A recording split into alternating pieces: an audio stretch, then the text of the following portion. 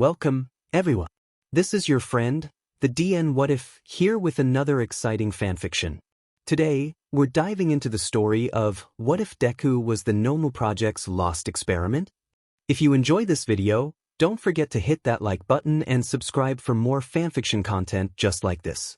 Now, let's get started with the fanfic.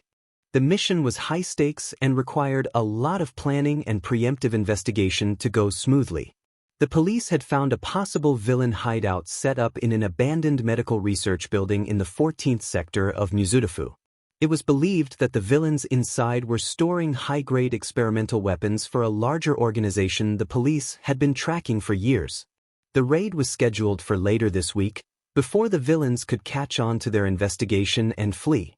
Many high-ranked heroes were going to be aiding in the incursion, including All Might, Endeavor, Best Jeanist, and many more. First, though, they needed an idea of what they were walking into. Shoyuta creeped down the long, dark hallway, scarf gripped tightly in his right hand. His job was to scout ahead and alert the heroes of any high-ranked villains, unique weapons, or delicate situations, like prisoners or hostages. So far he had found about 50 criminals, but was yet to find any of the weapons they were supposedly holding. Still, he had only explored about half of the building so far. Up ahead, he heard footsteps approaching the hallway he was in. Shoyuta quickly ducked into one of the empty rooms to his left and waited for the person to pass by. Upon entering the room though, Shoyuta noticed a set of stairs to his right leading downward. This place's layout is so confusing, he thought, remembering the hour he had spent memorizing the building's blueprints before entering. Clearly the blueprints he had been given were wrong, as he had already found many doors, rooms, and hallways that seemingly shouldn't have existed. The hero sighed and began making his way down the stairs. When he got to the bottom, Shoyuta pressed his ear against the door leaving the stairwell. Waiting for a moment and hearing nothing, he hesitantly pushed the door open. It was a rather small, dark room with concrete floors and barren, stained walls. There was no furniture other than a worn wooden table and 2 office chairs. The light hanging from the ceiling looked broken and unusable, so Shoyuta didn't even bother looking for a light switch. It wasn't needed anyways, as the room was lit up by the one next to it. Directly across from the doorway Shoyuta was standing in was a glass window, the type of double-sided glass used for observation rooms. A door sat to the left of the window leading to the room behind the glass, which seemed to be some sort of sterile and barren children's bedroom. The floor, ceiling, and walls of the bedroom were a pale white, lit up by the bright fluorescent lights in the room. There was a metal-framed bed with a small white mattress on it, a small, round green table, 2 little wooden chairs, and a worn rocking horse. Across the floor and table were crayons and colorfully drawn pictures and foreign language, some of the child's artwork bleeding off the pieces of paper and ending up on the walls and floor. But what captured Shuta's attention was the small child laying on the bed, wrapped in a blanket and facing the wall. The boy looked to be about 11 or 12 years old, curly green hair splaying around his head in a halo. The hero couldn't see his face, but the boy appeared to be sleeping, his chest rising up and down slowly at a steady pace. Shoyuta felt his heart clench at the thought of how long the boy might have been living here, and he immediately pulled out his communicating device, checking to make sure no one was coming down the staircase or able to hear him speaking. Finally, he brought the device to his mouth. "Code Yellow," the hero said softly, eyes never straying from the small figure on the bed. A moment later, Detective Naomace's voice came through the device. "Can you give us a brief explanation as to why moving the mission to an earlier date might be necessary, Eraserhead?" Shoyuta paused before answering. "The villains have a prisoner," he explained, a child, appearing about 12 years of age. There was no response for a moment.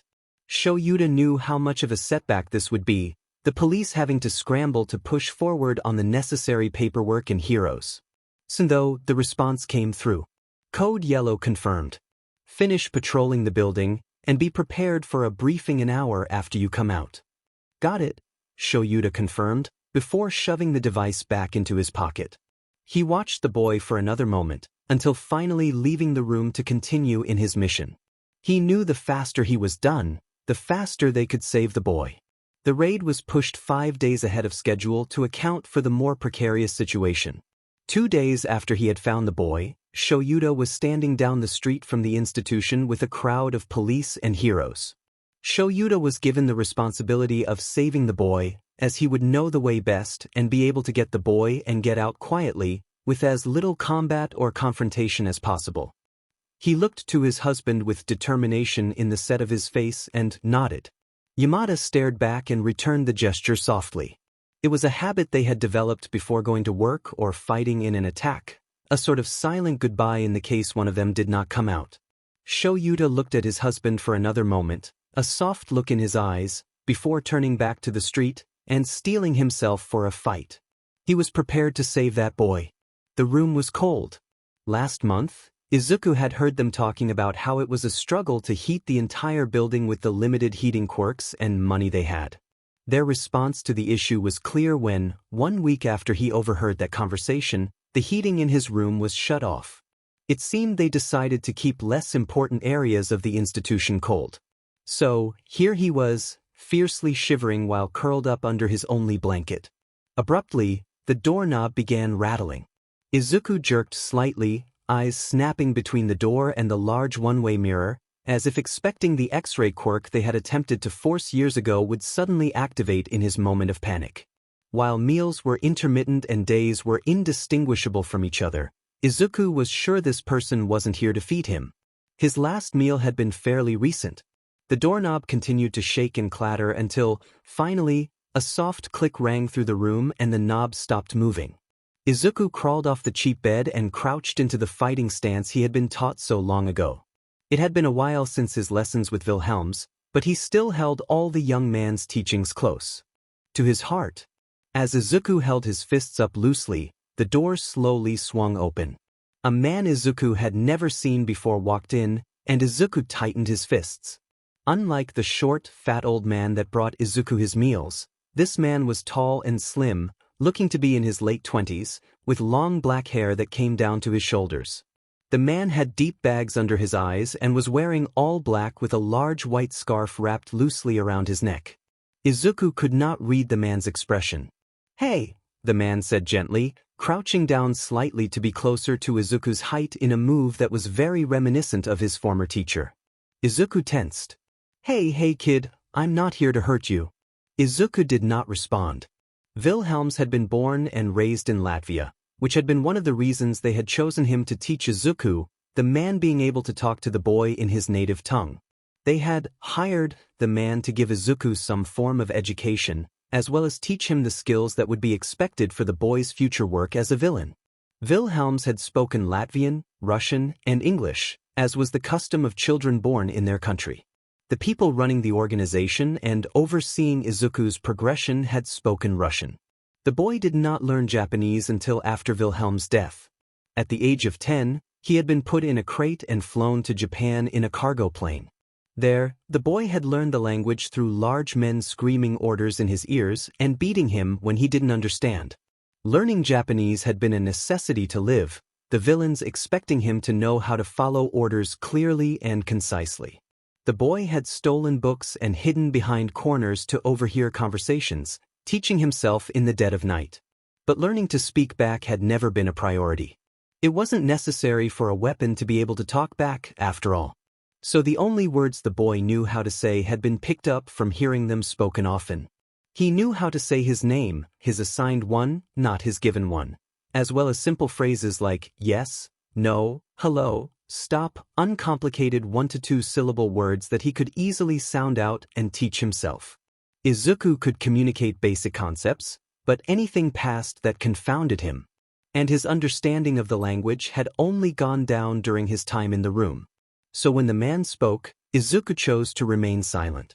The man did not seem deterred, though, and continued, shuffling closer to the boy slowly. "I'm here to take you out of here," the man said gently, gesturing to himself. "I'm the pro-hero Eraserhead, but you can call me Aizawa. What's your name?" Izuku's eyes widened at the word, hero. He had heard of these people, Wilhelm's soft voice lulling him to sleep with stories of powerful warriors who saved people from terrible circumstance, and the villain's angered shouts about how government dogs had swooped in and taken some of their best allies to prison. Was this man really a hero? Could this man take Izuku away from the room? In Izuku's distraction, the man had taken a step forward. The hero was now standing in the center of the room, his eyes scanning his surroundings. The room was clearly designed with a much younger child in mind. The furniture was very small and, while worn and old now, had once been colorfully painted. The small table in the center of the room held Izuku's papers and crayons, which his caretakers had given him when Izuku had begun having screaming conversations with the rude rocking horse in the corner after it called him mean names. When Izuku had run out of paper, he had begun drawing on the white walls and floor to cover up his dull surroundings, made only brighter by the fluorescent lights on the ceiling. Sometimes his drawings spoke to him. Izuku's attention snapped back to the man when he realized the hero was standing only a foot or two away from him. Immediately, like a cornered animal, the boy lashed out, reaching his hand out for the pro to try and activate his quirk. The hero's eyes widened and the scarf around his neck wrapped around Izuku's hand, preventing him from touching the man. The man's arms wrapped around his torso in a firm but gentle grip, and the boy began wiggling and yelling to be let go. "No. Bad, bad, bad, bad. No, no." Izuku screamed, squirming desperately. If the hero was surprised by the boy's thick accent, he made no indication, just clutching the boy while he tired himself out. Izuku fought the man for an hour, yells tapering off into whimpers and then silence, his form falling still in his exhaustion. Eventually, the hero sighed and readjusted his hold so he was carrying the boy bridal style, and walked out of the room. Izuku's head lolled backwards over the hero's arm, watching his surroundings change for the first time in so long. Izuku saw the darkness surrounding him as he exited the room and squeezed his eyes shut, desperately clutching the hero's dark clothing between his fists. The hero made soft comforting noises to lull the boy back to calm, but Izuku kept his eyes shut, soft squeaking and whimpering noises escaping him. The boy could feel the hero taking him upstairs and through hallways. He heard people screaming or fighting, but the hero stayed calm and Izuku desperately held onto that comfort. Eventually, they stepped through what Izuku believed was a door, and air began blowing into his face. People were yelling and lights were flashing behind his eyelids. Still, Izuku kept his eyes shut. He kept his eyes shut when people came up to the hero, asking after Izuku. He kept his eyes shut when the hero tried to put him down and Izuku began screaming and grabbing on tighter. He kept his eyes shut when people began touching him and checking for injuries, Izuku sitting silently on the hero's lap. He kept his eyes shut for what felt like hours. And, eventually, thankfully, he slept. Hitoshi twiddled with Shuta's fingers as the last few heroes came into the briefing room, sitting down quietly and turning to watch Detective Naomasa finish setting up a projector at the head of the long table. Usually briefings after successful missions were celebratory, the heroes involved congratulating each other on a job well done. This time, though, everyone was silent and serious. Hitoshi used this time to study his colleagues. The table held 10 heroes, 5 on each side, as well as Naomasa at the head to give them the details of the mission.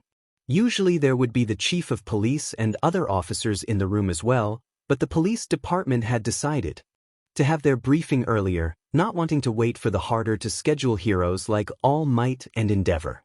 The number 1 hero sat on the opposite side of Hitoshi, in the seat farthest from the projector. To All Might's left was Endeavor, scowl eternally in place, then Best Jeanist, Gang Orca, and Ectoplasm. Hitoshi was third in his row, Snipe sitting directly across All Might, then Shoyuta to Hitoshi's left. Tensei and Nemuri were on Hitoshi's other side. All of them were watching Naomasa solemnly. Finally, the detective turned around, a white screen showing up on the wall behind him. So, as you know, the raid last Wednesday was successful. The detective clicked a button on the remote he was holding, and the projection changed to show the mission details. There were almost 500 individuals apprehended, including many known dangerous villains such as Night Vale and Pandora. A few criminals are still being questioned, but this group's affiliation with a high-level villain organization has been confirmed. Unfortunately, we could not get a name. It seems their connection was tenuous, storing high-grade weapons, but only a fraction of those the organization has. Most employees were never in contact with the organization, and those that were did not know any names or locations. The detective seemed frustrated by this, his expression mirrored by the pros in the room. Naomasa waited a moment before looking up and clicking the remote, the projection changing again. Inside of the institution we found top-of-the-line explosives and firearms, as well as a large amount of narcotics and quirk suppressants. This caught attention. Quirk suppressants were highly restricted, mostly used in prisons, mental hospitals, and other establishments where suppressing quirks was necessary for safety. And even then it was highly controversial, many seeing it as a form of abuse. Finding suppressants on the black market was extremely rare. Do we know why they had these suppressants or what they were using them for? Ectoplasm asked. Naomasa turned to him. The suppressants were being stored for the higher organization. A few high-ranking villains at the institution believed it was because they were doing experimentation on quirks. Which leads me to the next topic of discussion. The projection changed to an image of a young, scared-looking boy, the same one Hitoshi had seen Shoyuta carry out and hold the day of the raid. Hitoshi saw his husband tense as the detective continued. This is the boy rescued by Eraserhead on the day of the raid. I'm sure many of you saw him. Most of the pros sat up at this, worried for the young boy the raid had been moved forward for. Naomasa attempted a reassuring smile. The boy was the only prisoner at the institution when we infiltrated. He claims his name is Midoriya Izuku, but it registers as a lie with my quirk. He has not given us another name, though, so that is what we are referring to him by. Why would the boy lie about his name? All Might asked. Hitoshi turned to look at the concerned man. The #1 hero was always very worried about the children he saved or helped save, even when he'd had no contact with them. Honestly, the man had the biggest heart of anyone Hitoshi had ever met. Which was saying something, as Hitoshi was known for being very soft himself.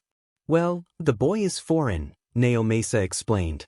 Many pros seemed confused by this, and the detective elaborated.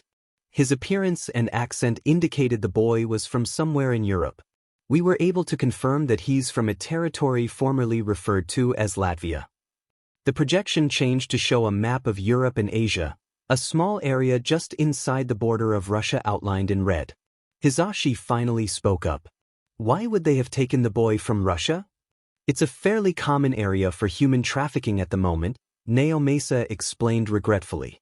The country was taken by Russia during the Great Quirk expansion when the country expanded west before being stopped by other European powers. The citizens there are highly resistant of Russian control, and riots are an everyday occurrence. People go missing and die there constantly, and crime is very common. Since police are mostly worried about controlling citizens, they hardly look into the multitude of missing persons reports. Due to their distraction, the territory has become a prime area to steal people for human trafficking. That's fairly common in areas of extreme conflict, unfortunately. The heroes shifted uncomfortably, unhappy with the idea of a child being taken from a foreign country and no one investigating. Hitoshi sighed softly. This was just a mess. Do we know what the villains needed the kid for? Namuri asked, leaning forward intently. We found out the boy was taken around the age of 5. Hitoshi squeezed Shuta's hand tightly, hearing the young age. While taking the boy's statement, we found out he understands Japanese, but does not know how to respond in it. It's called receptive bilingualism and is most likely caused by the boy only hearing the language, not ever speaking or holding conversations in it. Luckily, Midoriya speaks a fair amount of English, along with Russian and Latvian. We had a few officers that spoke English, so it wasn't necessary to bring in a translator. We now have a vague outline of his time with the villains. As I said, he was stolen around 5 and placed in a base on the edge of East Russia. Midoriya said he was taken for his quirk, though he refused to say what it is, only that it's touch-activated, which we knew from Eraserhead's statement the night of the raid. Naomasa nodded to Shoyuta. The boy has many scars, most surgical in nature. He said they were experimenting on whether they could force quirks onto individuals. Immediately, there was an outburst of noise, the heroes turning to mumble to each other. Forcing quirks? The idea was insane. Hitoshi noticed All Might looked sick until the detective continued. Yes, this shocked us too, but the boy was sure. He has a tattoo on his left wrist that reads, Nomu R0209. He said this was his identification number and Nomu was the name of the experiment. After 5 years, though, they seemed to decide the experiment had failed, at least in Midoriya's case, and flew him across the border to the base we found him in. He was classified as a high-grade weapon, failed or not, and stored in that small room. The villains fed him every few days and would give him paper and crayons or toys to distract him if he got too loud. Otherwise the boy was alone in that room for almost 2 years. A few gasps echoed out from the room and Hitoshi covered his mouth, tears springing to his eyes. This was one of the worst kinds of child abuse, and human isolation could cause severe, long-lasting damage to a person's psyche, adult or child. Hitoshi saw Shuta's eyes widen and suddenly the man was leaned forward in his seat for the first time since the meeting started, and interrupting everyone sharply to speak to the detective. What is the status of the boy's mental health? The underground hero asked sharply, the heroes falling silent at his sharp tone and eyes. The hero usually did not show such outward care to his colleagues. Naomasa looked down to read some notes. He met with a psychologist and she was able to give us a few tentative diagnoses. She believes he has post-traumatic stress disorder, anxiety disorder, and depression, though we can't be sure how severe. Midoriya had said the lights in his room never turned off, which caused him to have a warped sense of time.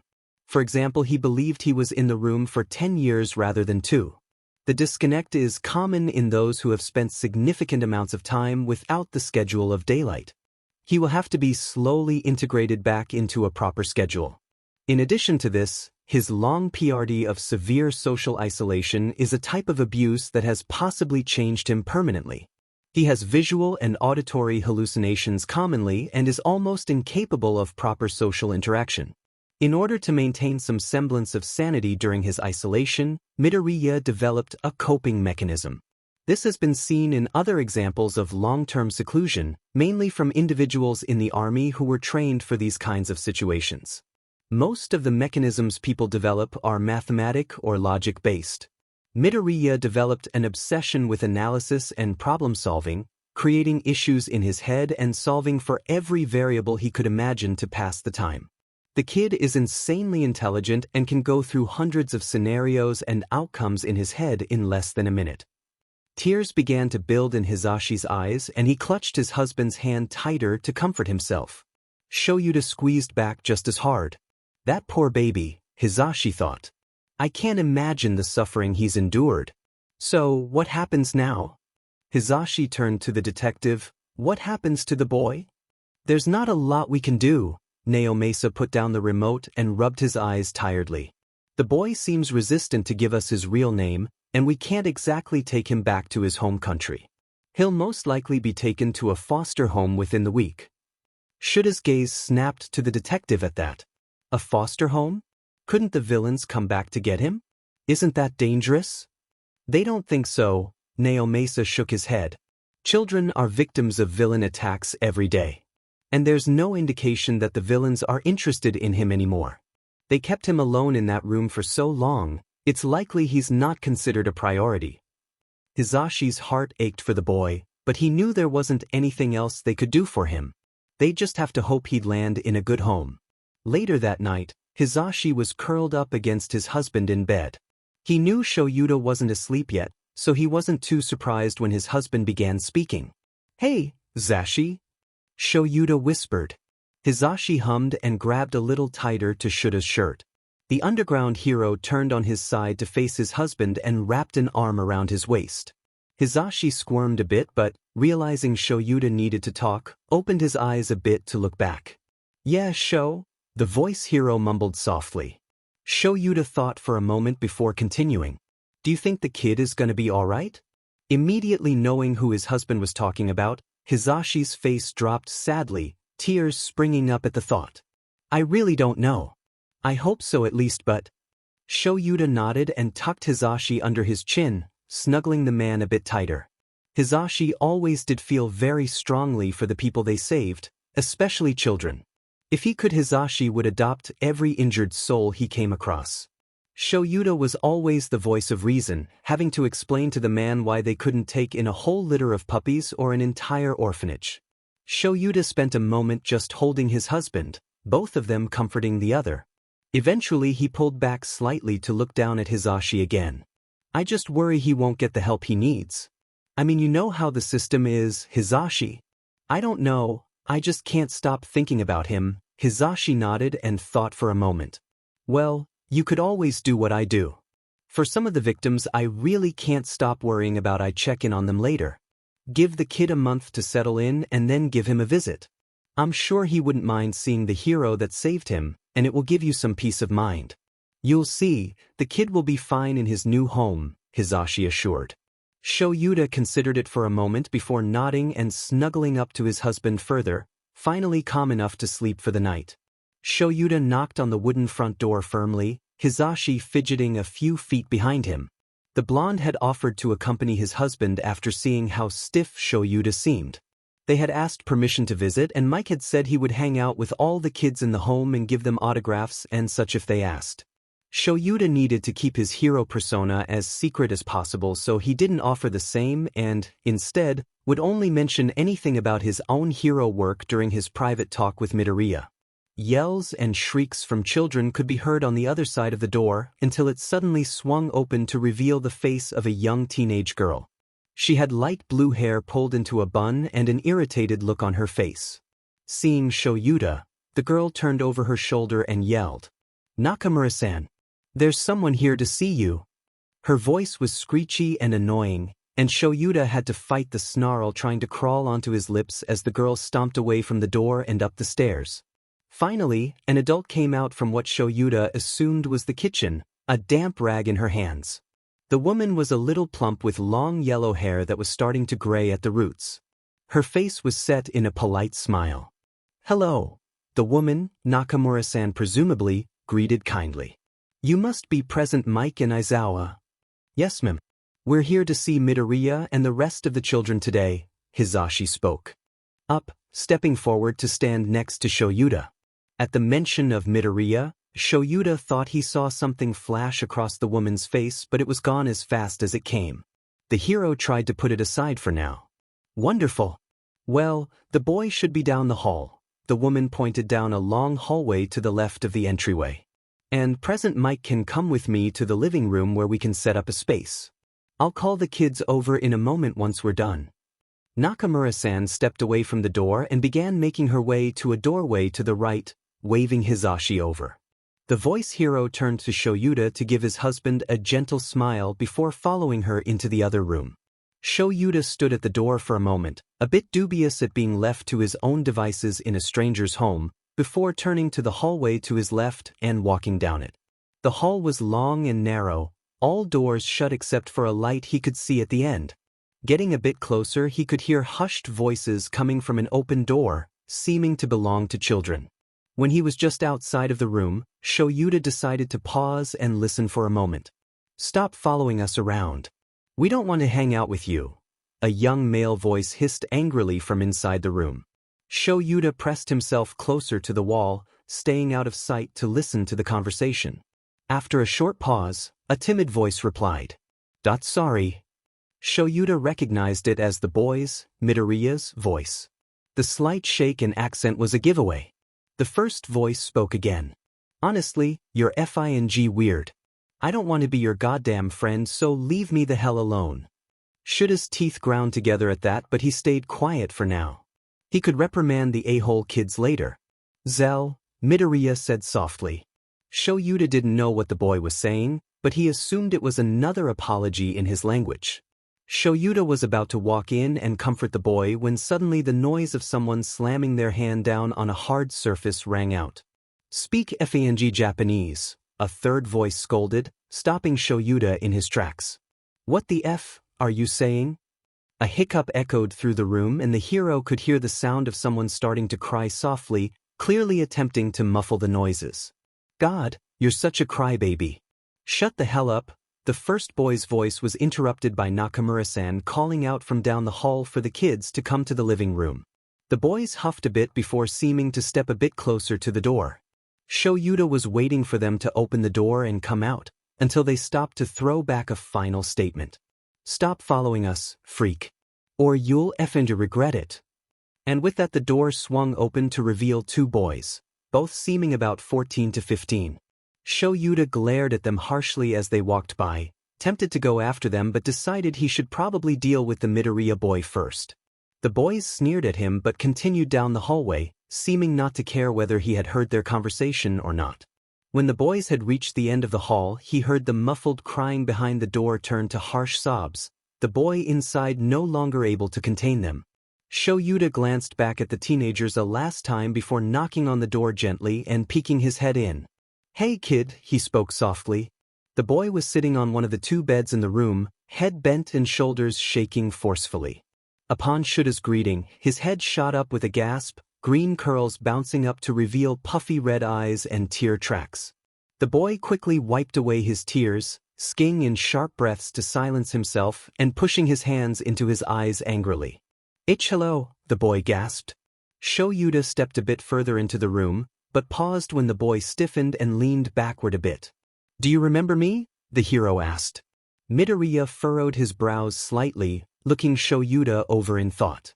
Just when the hero was about to speak again, thinking the boy had no idea, Midoriya's soft reply came.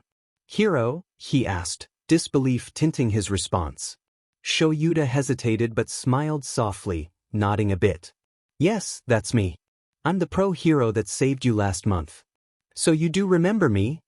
The boy stared for a moment before tears once again burst from his eyes, and suddenly a small body was hurling at Shoyuta.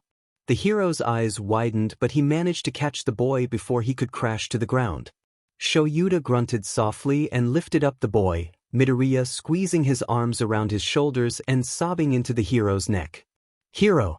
Hero!" the boy sobbed, clutching onto Shoyuta tightly. "Aizawa!" Shuta's eyes widened at the name, not expecting Midoriya to have remembered.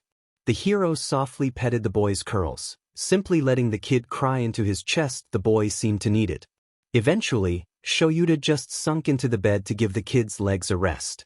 Sure enough, Midoriya crawled right up onto the bed and curled up in Shuta's lap, still holding onto the hero's shirt. The hero sighed, looking down at the boy and speaking reassurances or quiet, calming noises. In the meantime, he spent a moment taking in Midoriya's appearance. Just like when Shoyuta had first met the boy, scars littered his body. The white t-shirt the boy wore revealed what looked like 100 little cuts littering his skin. Most were surgical scars, judging from the fine, perfect lines. The man knew they were covering Midoriya's whole body from the report, and he struggled to imagine any situation in which so many surgeries would be necessary, especially on a child. But the scars weren't what caught his attention. In addition to the scars, bruises dusted Midoriya's skin. Some were bright and purple, others a fading green or yellow. But Shoyuta was sure they hadn't been there when the boy had been rescued. They were clearly new. "Midoriya," Shoyuta mumbled, lifting up the boy's tear-stained face with a gentle finger on his chin. Large green eyes met Shuta's. Soft hiccups were still escaping the boy's mouth intermittently, but the tears seemed to have stopped. Shuta's thumb swiped away the tear tracks, finger ghosting over a healed scar on the boy's cheekbone. Still, Midoriya waited patiently for him to continue. How are you doing, kid? Are they always that mean?"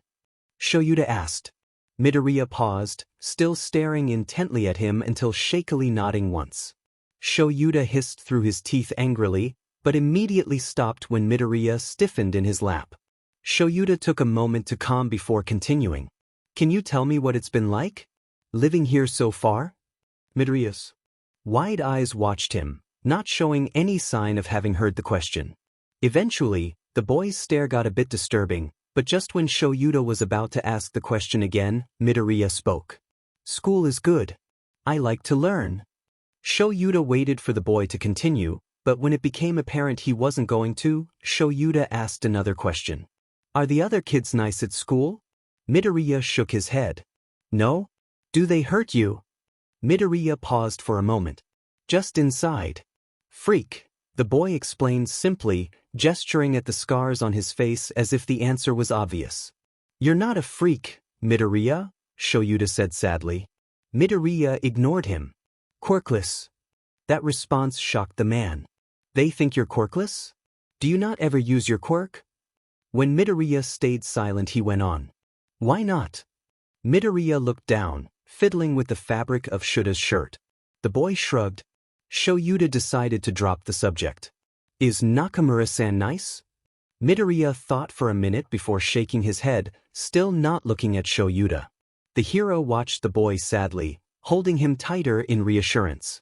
She's not nice to you? Midoriya shook his head again. Quirkless and stupid, she says, the boy mumbled. Speak Japanese, she says. Shoyuta was shaking with the effort to hold in his emotions. What horrible people. And Shoyuta had been the one to leave the poor boy with them. Guilt reared its ugly head and Shoyuta leaned down to rest his forehead on the top of the boy's head, watching Midoriya's fingers continue to fiddle with the hero's shirt. I'm sorry, Shoyuta whispered. It's not true. And you're not staying here any longer. At that, Midoriya's head whipped up and Shoyuta barely managed to lean back fast enough to not get smacked in the face. I'm leaving? Midoriya asked, a smile fighting to show up. God, the boy was so excited to leave, Shoyuta thought sadly. Still, the hero nodded and a grin split across the boy's face. Okay, Shoyuta said, standing up and grabbing the boy in his arms with the moment. Midoriya didn't seem bothered by the position. In fact, he grabbed onto Shoyuta tighter, just letting the hero carry him from the room bridal style. We're going right now then. Shoyuta walked back down the hallway and leaned into the doorway Hitoshi had disappeared into earlier. Seeing Nakamura-san sitting in a chair to watch his husband talk to a circle of children brought a scowl to Shuta's face, and he was quick to grab Hitoshi's attention. Hitoshi, we're leaving right now. The severe tone of his voice had the voice hero looking up quickly. One glance at the boy in Shuta's arms and Hitoshi was standing up to rush to their side. Midoriya flinched a bit at his quick approach, but seemed to calm at Shuta's presence and the fact that the erasure hero clearly knew the man. Is there something wrong? What's going on? Hitoshi rushed to ask his husband while following his quick pace to the door. Shoyuta ignored him. Nakamura-san, I'll be reporting you as well as taking Midoriya with me, Shoyuta called back as he walked through the doorway. Before the woman could respond, the door was slamming shut and the trio were at the car they had arrived in. Hitoshi got in the driver's seat while Shoyuta placed Midoriya in the back and came around to the passenger side. A glance back at the boy through the rearview window showed Midoriya to seem a bit dazed at the events that had just taken place. Shoyuta couldn't judge him. Hitoshi looked the same way. Still, as Hitoshi turned the car out into the street and Midoriya began looking out the window, excitement palpable, Shoyuta couldn't muster it in himself to regret their abrupt exit. After a few minutes though, Hitoshi began asking a few questions. Shoyuta, the man whispered, trying to avoid catching the attention of the boy watching cars pass in the back seat. What are we doing? I assume we're going to visit Tsukachi, or at least that's where I'm driving right now. But what are we doing after that? We're getting Midoriya out of an unfit home, Shoyuta said. Hitoshi glanced at him. But, Shoyuta, you're supposed to let the authorities take the boy. Not bring him to them. Shoyuta thought about this for a moment. Yes, what he had done was not protocol. He really hadn't been thinking about anything other than that he had to get the boy out of the house. Really, he had just left that woman alone with all the rest of the children and the knowledge that she was about to be arrested. He really had only thought about how Midoriya had to be taken away, taken someplace safe. Shoyuta, he's gonna go back into the system. Are you gonna be okay with that? Shuta's hands tightened into fists at the thought, and his eyes drifted back to the boy in the back seat. Would he be okay with Midoriya going back into the foster system? Imagining the boy ending up in another emotionally abusive home, or worse, absolutely terrified him. He'd dealt with child victims before and he'd watched children be left in the unreliable hands of the foster system. It was hard. But with Midoriya, he felt a connection with the boy, an innate need to protect him. It felt wrong to leave him in a stranger's care. Before he had even processed what he was saying, Shoyuta was speaking. I want to take him, he murmured. Hitoshi, to his credit, did not yell and attract the attention of Midoriya, but he glanced at Shoyuta between watching the road with wide eyes and the look of seeing someone gone insane. What? Hitoshi hissed. You mean adopt him? Look, Shoyuta, I know you care for the kid. And God knows I've wanted to be a dad since we got married. But you have to be reasonable. You're the one that always talks me out of taking in stray animals and you want to care for a child? We barely have the time to look after a cat.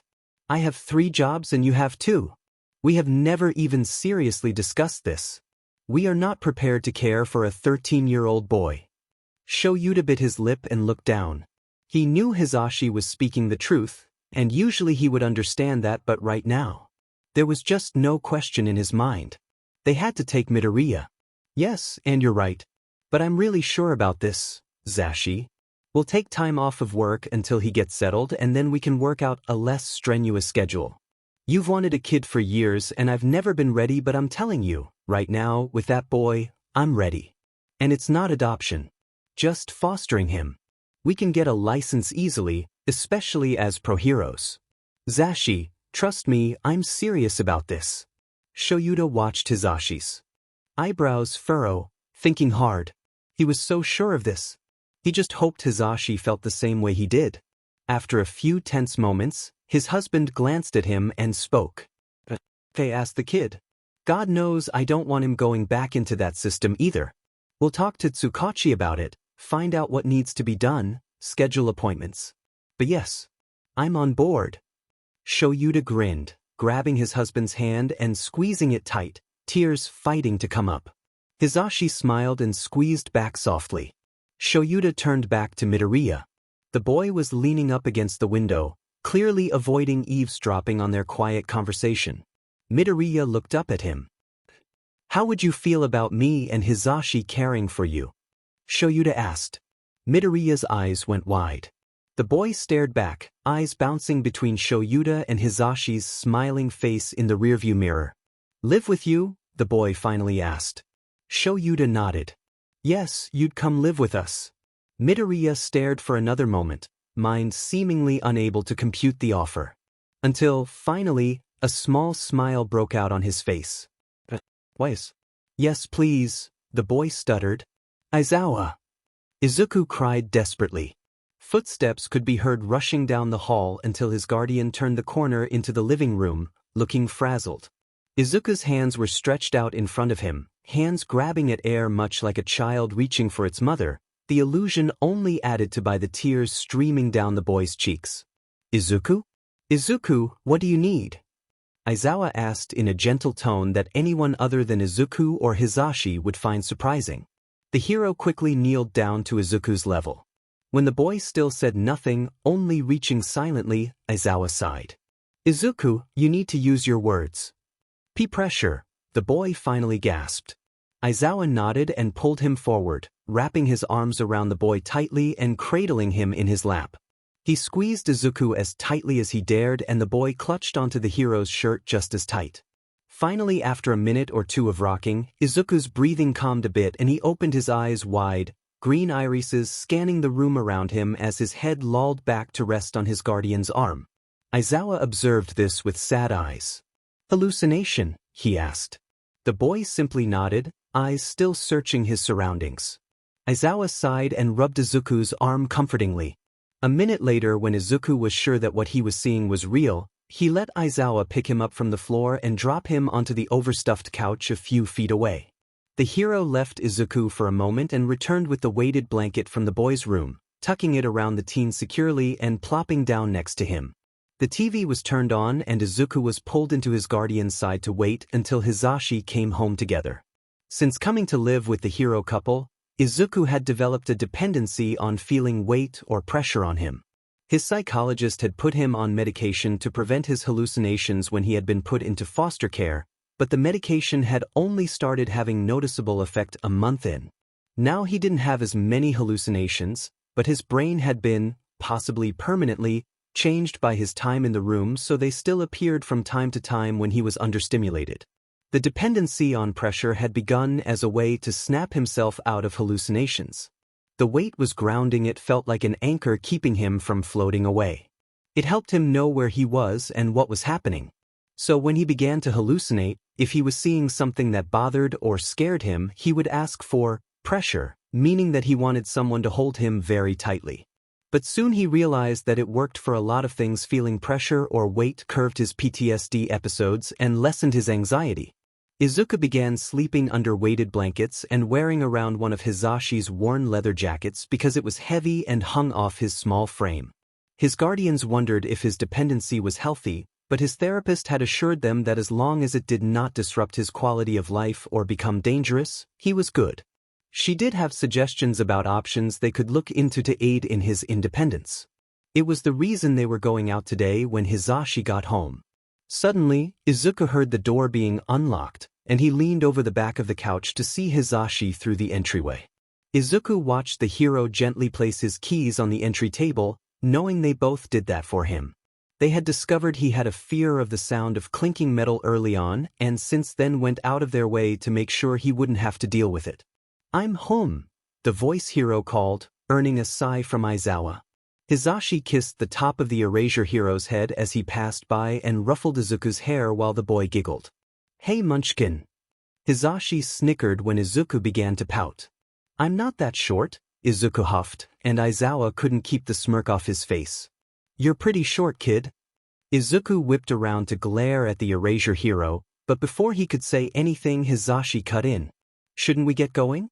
We've got an appointment," Hitoshi reminded them, and the group quickly made their way to the car and onto the road. Looking out the window, Izuku picked at his nails unconsciously. This had been a few months in the works, essentially since Hitoshi and Aizawa had gotten guardianship of him. Still, he was nervous. So much so that he nearly didn't notice when the car pulled into a parking lot 20 minutes later.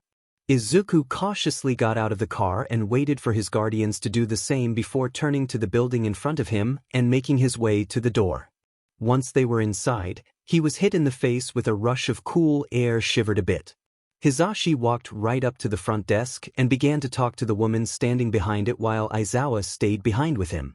The man quietly held out a hand for Izuku to take, squeezing the boy's fingers comfortingly.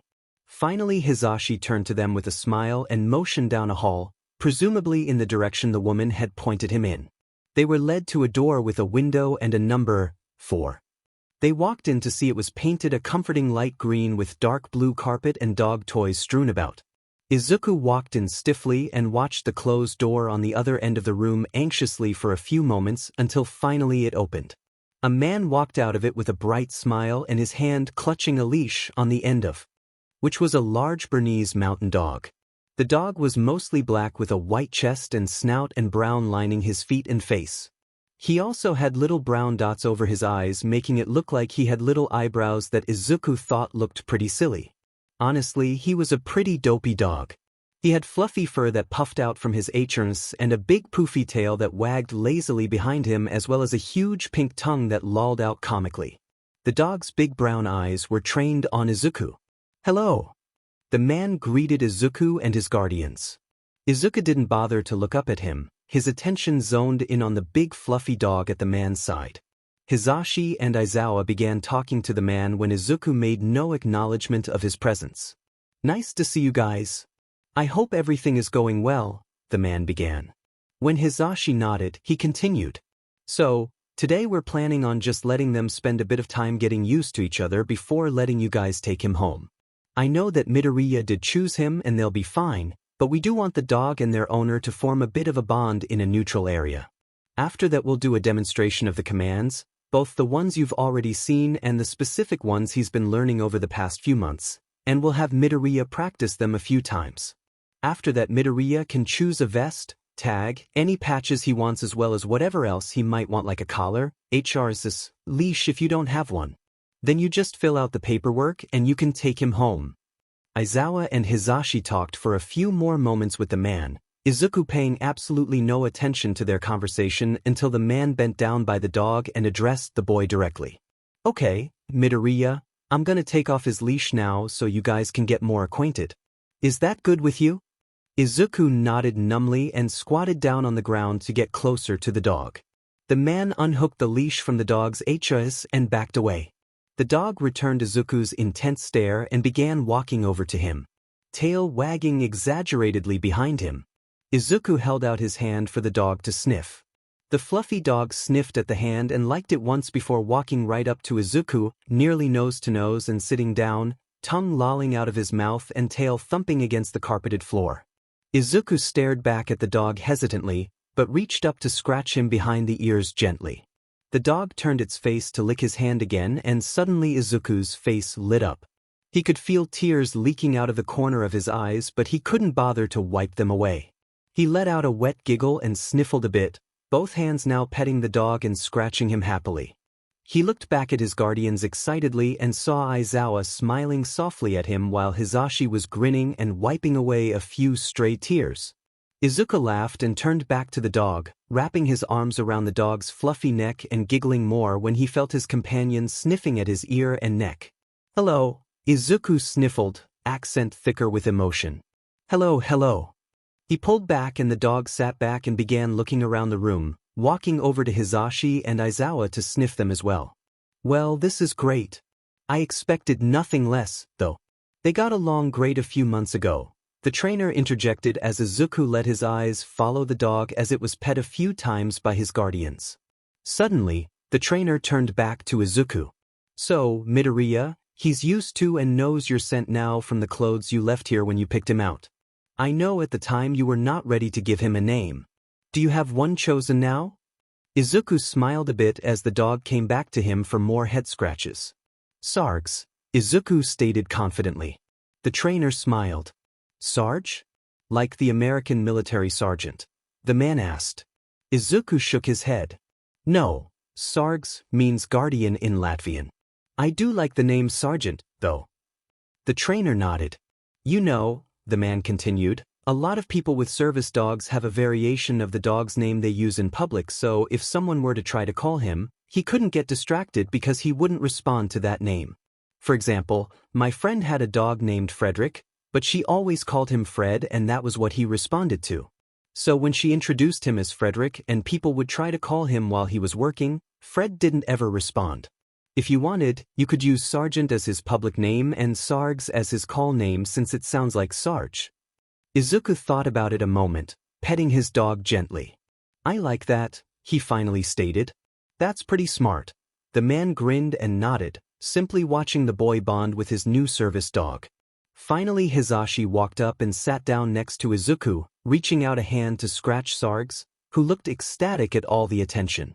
"Hey, Izuku, why don't we go outside and work with Sarge a bit?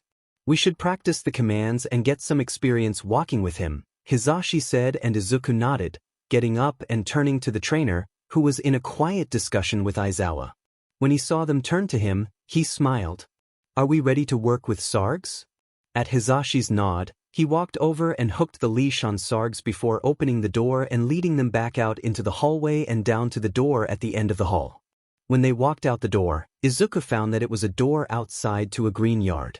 The trainer grabbed a red vest that had been hanging on a hook outside the door and squatted down to detach Sarge's HRHS to put it on.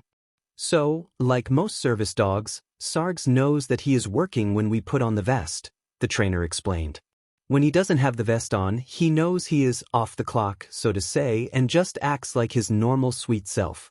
But when we put the vest on, he knows he's working and he's a bit more serious. The moment you put on that vest, Sarge is going to be focusing on you. Okay, Midoriya?" Izuku nodded. When the vest went on, Sarge perked up a bit, almost puffing out his chest. Izuku snickered a bit at the display. The trainer went on, hooking the dog's leash onto the hook on the vest. "The kind of vest doesn't matter, of course. No matter which one you like, he's gonna be reacting to the feeling of having it on." The trainer walked forward a bit, Sarge walking calmly at his hip, eyes forward and focused.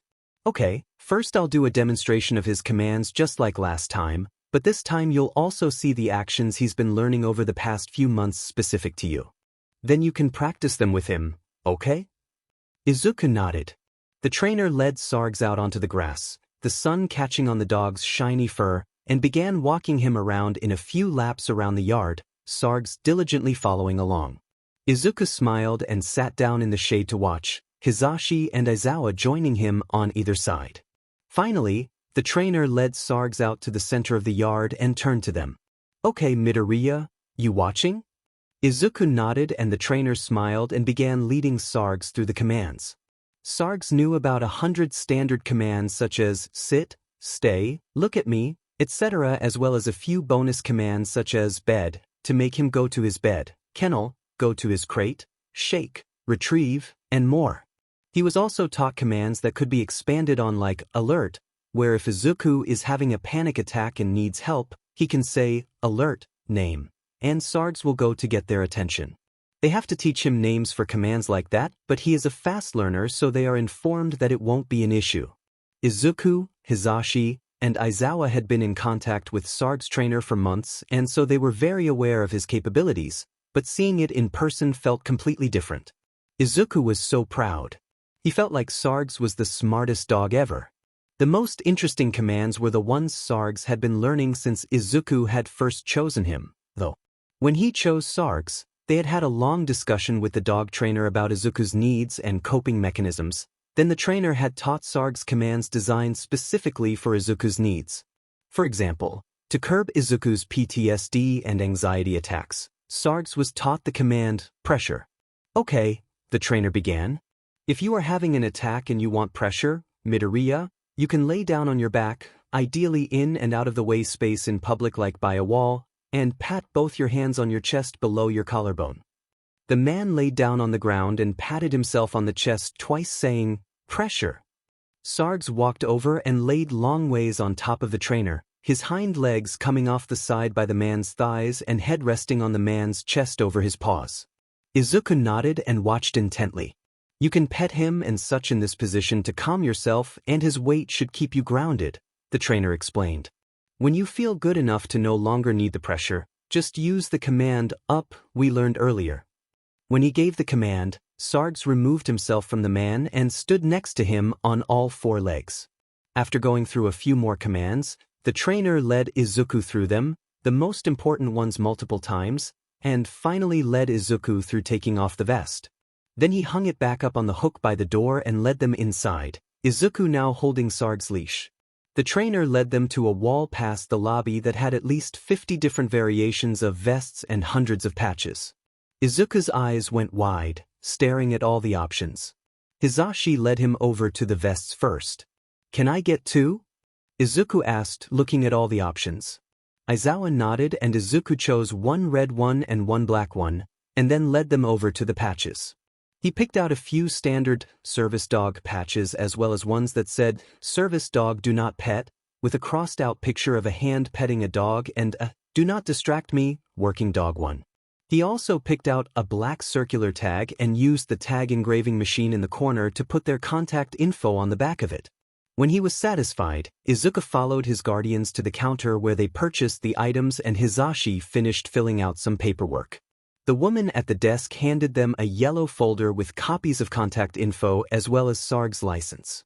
Finally, they thanked the trainer and the woman at the desk and walked back out into the parking lot and to the car. Izuku opened the door and turned back to Sarge saying the command, car, to make Sarge jump up into the seat. Izuku got in after the dog and closed the door behind him. When he put on the seatbelt, he noticed Sarge was laying on the floor of the car and called him up into the seat next to him, motioning for the dog to rest his head on Izuku's lap. When Sarge did, Izuku smiled and began petting his fur soothingly. Aizawa and Hitoshi looked back and smiled before turning on the car and beginning the ride back home. When they got back to the apartment, Izuku got out of the car and rushed to get Sarge out as well before pulling Hitoshi by the arm into the entrance and to the elevator.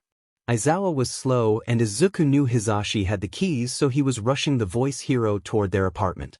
By the time the elevator had arrived on the first floor, Aizawa had caught up and Izuku was bouncing on the ball of his feet. Catching on to his owner's excitement, Sarge was wagging his tail 100 miles an hour and gently nudging Izuku's leg every few seconds.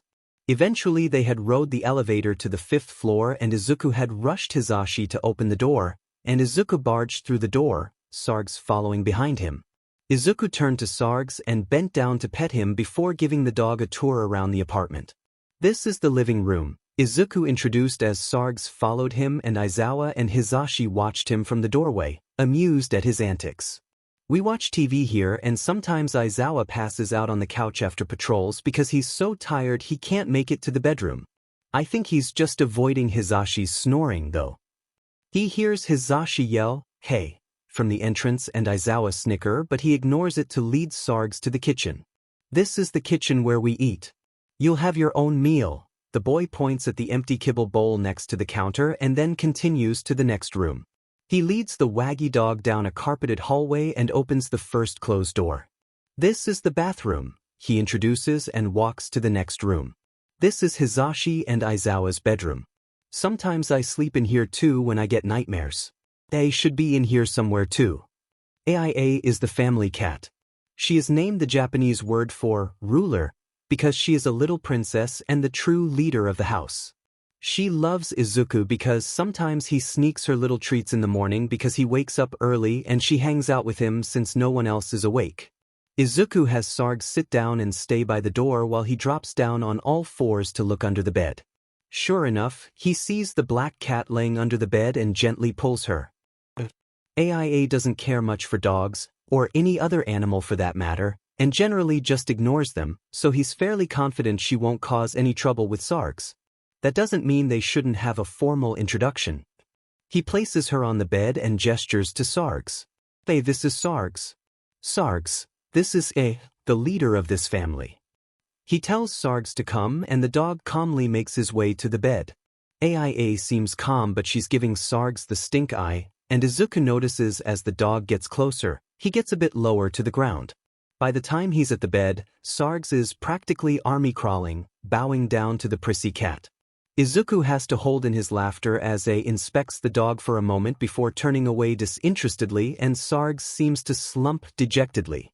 The boy giggles a bit and leads the dog back out to the hall to leave Her Highness alone. "Don't worry, buddy, she's like that all the time. I'm sure she'll warm up to you." Finally, Izuku leads Sarge to the last room, his bedroom. The room is painted white with posters covering the walls. He has a few hero posters, which Aizawa insists is odd to see because they are people he knows, and 1 or 2 band posters. He also has a Latvian flag hanging over his bed, the original red and white striped flag of Latvia, not the Russian one they have to put up in his country now. His bed has a dark blue comforter and he has a desk with notebooks and pencils strewn all over it. He leads Sarge to the large metal crate in the corner. "This is your crate. There are beds around the house and you'll be sleeping with me at night, of course, but this is your safe space. These are your toys." Izuku points at a basket filled with dog toys next to the crate, "and dog treats are kept in my desk." Izuku leads Sarge back to the entrance and grabs one of the leashes hanging on a hook by the door. He puts Sarge's new collar on and hooks the leash on before slipping on shoes and turning to his guardians who are in the kitchen. "Hey, I'm gonna go take Sarge outside and let him go to the bathroom," Izuku said. Aizawa and Hitoshi agreed, so he grabbed a poop bag and took Sarge out the door. "Come on, boy." He led the dog out of the apartment building and to the little patch of grass next to it. Izuku would be taking the dog out to do his business periodically, and Sarge was trained to signal if he needed to go, but it was good to introduce the dog to where he would be going. After he gave the command, "Get busy," and Sarge peed, he led the dog back up to their apartment and let him off the leash. He joined his guardians in the kitchen to discuss dinner and which movie they would be watching, since they always watched a movie on Fridays. Later that night, Izuku was sitting on the couch between Hitoshi and Aizawa, Sarge laying down at his feet and Aa taking her throne in Aizawa's lap to demand pets. They were watching a cheesy horror movie and Hitoshi was eating all the popcorn while Aizawa grumbled at the awful acting. Izuku was grinning from ear to ear. Izuku was panicking. He wasn't even sure what had started it. He knew it was a nightmare of some kind, but the details evaded him. He opened his eyes to Sarge liking his face to wake him, as he was trained to do whenever he sensed Izuku having a nightmare. Izuku was crying and nearly hyperventilating, and he knew this was going to get bad. Sarge had been giving him pressure for the past 5 minutes, but the overwhelming feeling of terror and hysteria wasn't improving, and Izuku knew at this rate it would turn to a flashback. In one of his last moments of lucidity, he managed to croak out a command. "Sarge, alert Aizawa." Shoyuta woke up to a bark from over his bed.